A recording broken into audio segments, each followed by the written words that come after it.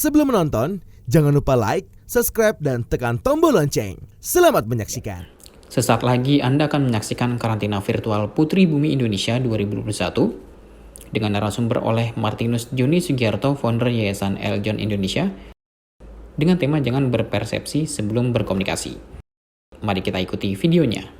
Jadi nggak ada yel-yelnya Putri Bumi Indonesia nih. Mestinya kan ada ya, Bagas? Ada nggak? Boleh kita buka dengan semangat lagi ya, Dedi. Ya, kalau begitu kita langsung ke Anjani dulu, Dedi. Anjani akan pimpin salamnya nih. Ada salam hijau lestari. Silakan Anjani. Teman-teman juga yang lain boleh unmute dulu biar lebih semangat ya, Dedi. Iya. Teman-teman semuanya, standby ya. Kita yel-yel salam dulu. Salam yel-yel dulu. Putri Bumi Indonesia 2021. Salam hijau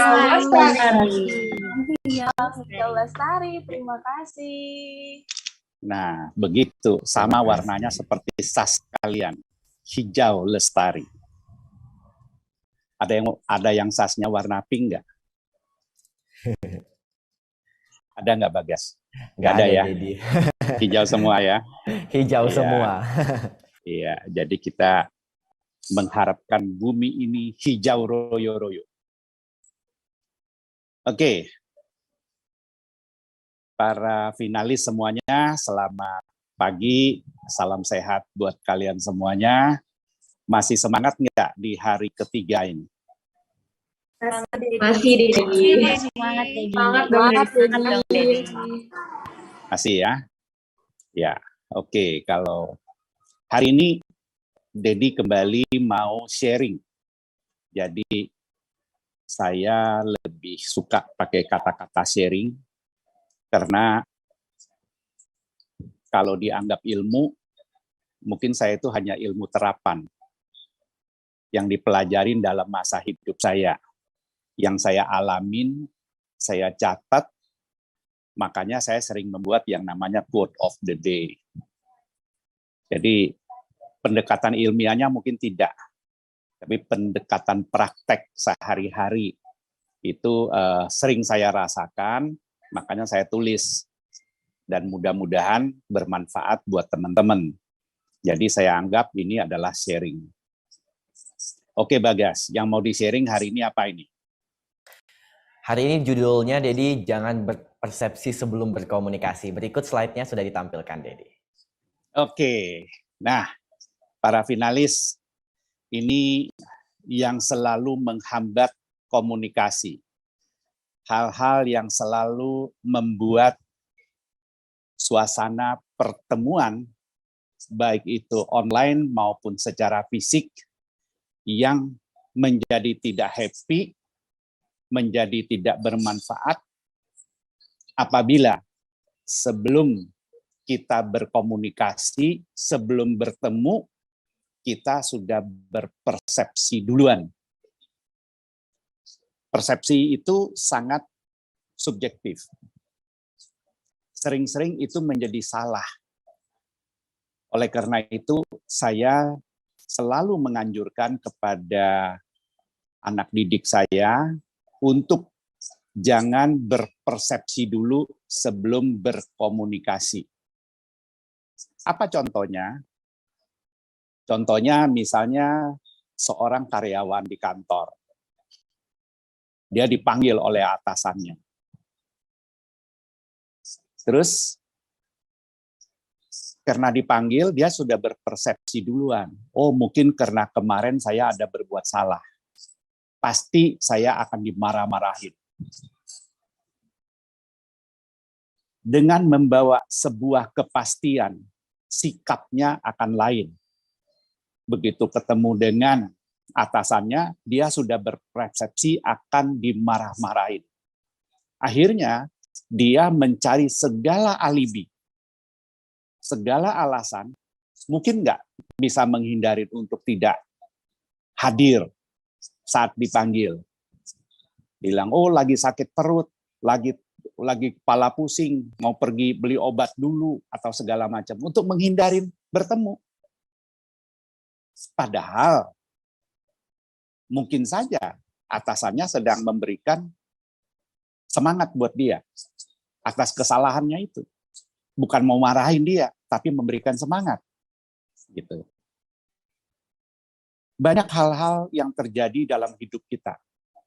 Kita selalu berpersepsi duluan. Itu ditaruh di depan, sementara kita tidak tahu apa yang akan terjadi. Kenapa?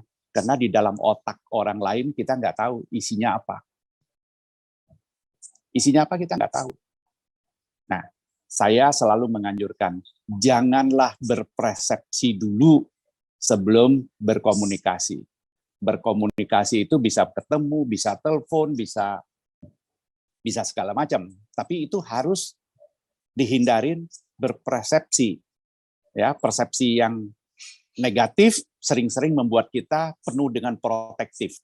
Kita memprotek diri kita dengan berbagai perisai yang tidak perlukan sehingga kelihatannya menjadi kaku. Kalau kita lanjutkan lagi, bagaimana sih berkomunikasi?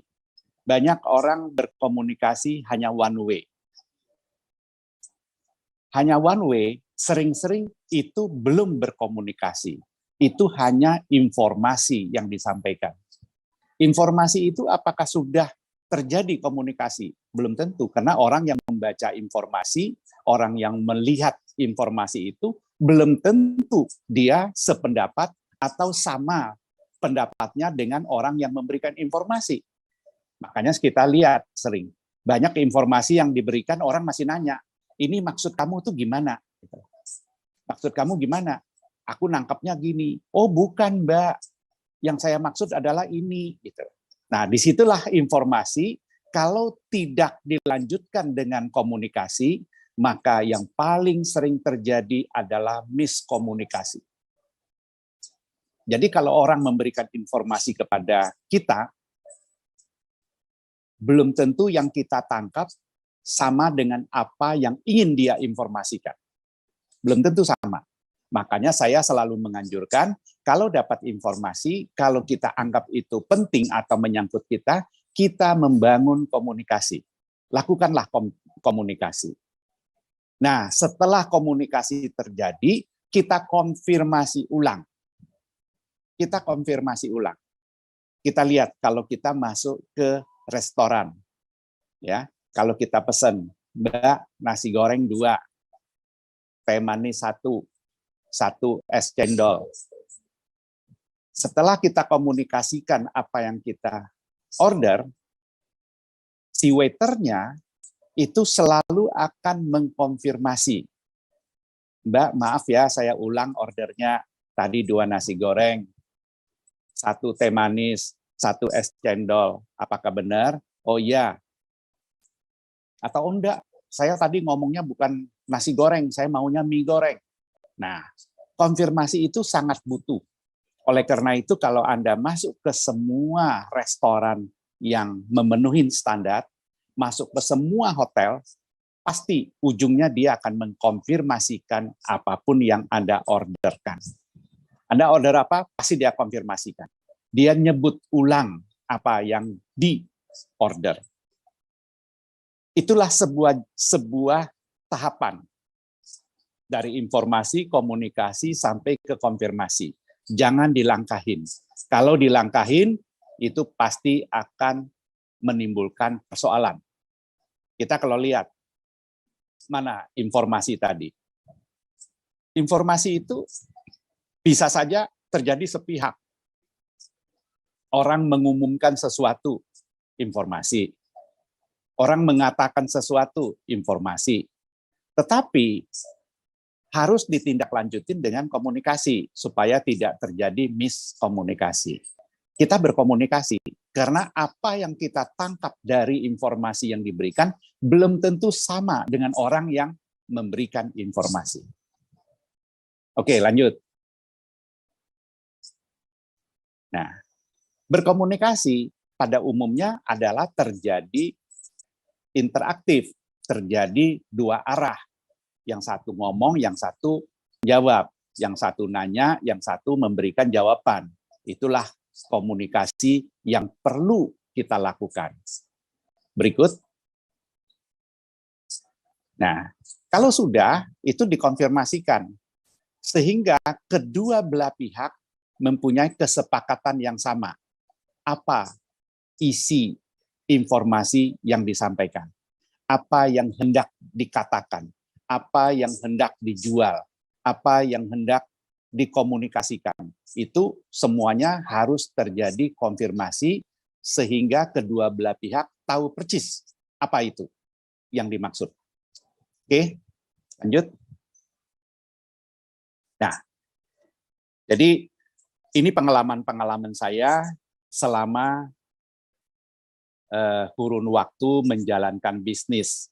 Saya melihat banyak sekali miskomunikasi terjadi antara karyawan kita, antara seseorang dengan atasannya, antara seseorang dengan customer-nya, antara seseorang dengan kelompoknya. Sering banget terjadi miskomunikasi. Maka terus saya membuat paradigma seperti ini. Kalau informasi yang disampaikan, tolong dikomunikasikan. Kalau komunikasi sudah clear, tolong dikonfirmasikan. Jadi komunikasi, dikomunikasikan, dan dikonfirmasikan. Oke, Bagas, saya cukup paparan saya di situ saja. Saya lebih suka sharing sama para finalis. Silakan Bagas, terima kasih. Siap. Luar biasa sekali. Terima kasih banyak Dedi. Di sini juga finalis. Dedi belum selesai, udah banyak yang raise hand. Sangat antusias sekali. Baik, informasi, komunikasi, dan konfirmasi. Kalau begitu Dedi, langsung saja kita masuk ke sesi interaktif. Di sini sudah ada yang angkat tangan. Kita ke Dwi Indah Sari dulu. Silakan Dwi Indah. Terima kasih Kak Bagas atas kesempatannya. Halo Dedi, selamat pagi. Halo, ini manggilnya Dwi atau Indah atau apa nih? Indah aja Dedi. Hah? Indah aja Dedi. Indah. Oke, memang seindah orangnya deh. Terima kasih Dedi. Dedi izin bertanya, jadi bagaimana caranya biar kita, kalau pengalaman dari Indah sendiri, biasanya kalau berkomunikasi itu kadang Indah tuh terlalu cepat untuk berbicara gitu Dedi. Jadi selalu menjadi miskomunikasi kepada orang yang berkomunikasi sama Indah. Itu gimana sih Dedi cara kita menangani biar nada bicara kita tidak terlalu cepat Dedi? Terima kasih. Ya. Itu mungkin nanti pada sesinya pakar komunikasi lah yang bisa menjelaskan sebenarnya trik-triknya apa saja gitu loh. Kalau dari saya, pengalaman saya melihat teamwork saya bekerja, itu sering diketemukan, terutama anak-anak muda. Anak-anak muda itu suka sekali berbicara dengan sangat cepat, karena apa yang dia pikirkan ingin cepat-cepat disampaikan. Masalah orang ngerti atau tidak, nangkapnya 100% atau hanya 70% atau hanya 50%, sering-sering tidak menjadi konsen bagi dia. Pokoknya gue udah ngomong, lu mau ngerti kek, mau enggak kek, sabodo. Gitu. Nah, itu sering menimbulkan masalah karena lawan bicaranya atau orang yang berkomunikasi dengan dia tidak menangkap apa sesungguhnya yang ingin disampaikan. Jadi kalau saya selalu, kalau ada anak-anak saya ya di tim Eljon, selalu saya bilang, kamu ngomong pelan-pelan. Pikirkan dulu sebelum ngomong. Jangan ngomong dulu, nanti baru mikir. Yang paling banyak di anak muda kan begitu. Ngomong dulu, nanti baru mikir. Terus ternyata setelah dia sadarin, oh tadi gua salah ngomong. Ah, sabodoh lah. Semuanya sudah terjadi. Nah, coba dibalik. Karena kan setiap orang, setiap hari beranjak dewasa. Setiap orang, tiap hari tambah umur. Dengan makin tambahnya umur, artinya kita bertambah pengalaman. Seperti Indah katakan tadi, Indah ngomong cepat. Artinya apa? Itu sebuah kesadaran atas kejadian kemarin-kemarin. Nah, kesadaran inilah yang harus Indah pikirkan. Gua perlu berubah apa enggak? Saya perlu memperbaiki apa enggak? Kalau Indah mengatakan, masa bodoh, udah tidak ada orang yang bisa merubah Indah. Tapi kalau Indah merasa, oh ya, akhirnya gue capek juga ya kalau gue ngomong begini, dia nggak ngerti-ngerti. Untuk merubah orang, itu tidak mudah. Yang paling mudah adalah merubah diri sendiri. Begitu kita sadarin, kita rubah. Oke, kalau gitu lain kali saya ngomong saya pelankan sedikit. Kalau tadi kecepatannya 100 km per jam, sekarang saya pakai 70 km per jam saja, gitu loh misalnya. Jadi kita rubah perilaku kita kan, sehingga orang menangkapnya juga lebih clear. Itu sering terjadi kok, dan itu sangat manusiawi. Nah, dengan bertambahnya umur kita setiap hari, maka kita harus sering mengadakan evaluasi. Kita pelajarin, saya punya kekurangan enggak?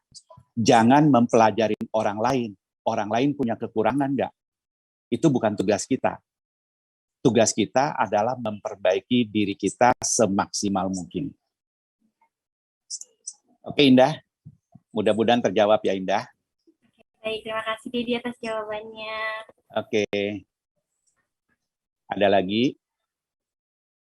Bagas, saya kembalikan ke Bagas. Siap, Dedi. Kita lanjut kembali. Di sini masih ada.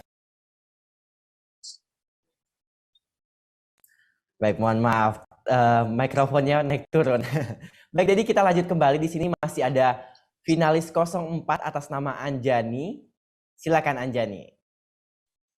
Baik, terima kasih Kak Bagas atas kesempatannya. Halo Dedi, selamat pagi. Halo Anjani. Kamu Baik, asalnya daerah mana Anjani? Saya asalnya dari Makassar, Sulsel, Dedi. Cuman ada campuran NTT dan Padang, Sumatera Barat. Nah, jadi orang Nusantara deh ya.